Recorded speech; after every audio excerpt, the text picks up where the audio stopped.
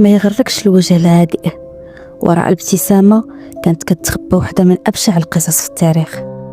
ديلفين لالوري كانت سيدة من عائلة غنية ومعروفة كتعيش في قصر في نيو أورلينز، القصر اللي غادي يولي لاحقا رمز للرعب. كانت معروفة في المجتمع بالأناقة، لكن في الحقيقة كانت كتخبي سر مظلم، تعذيب وحشي للعبيد ديالها بطرق سادية وقاسية. عام 1834 شعلت العافية في القصر، الناس دخلوا باش يعاونوا، ولكن اللي شافوه كان صدمة.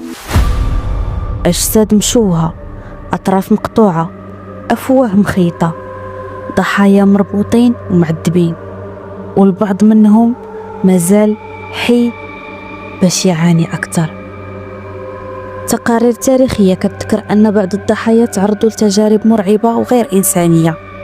من بعد ما انتشر الخبر هاجموا السكان القصر، ودولفين هربت من المدينة، وحسب الشائعات أنها كملت حياتها في باريس.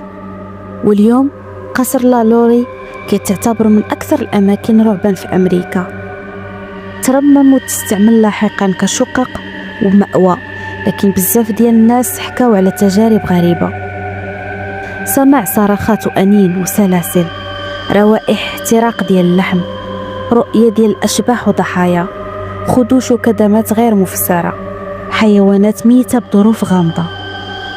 وبعض السكان قالوا أنهم شافوا روح عدوانية، كيعتقدوا أن دولفين نفسها.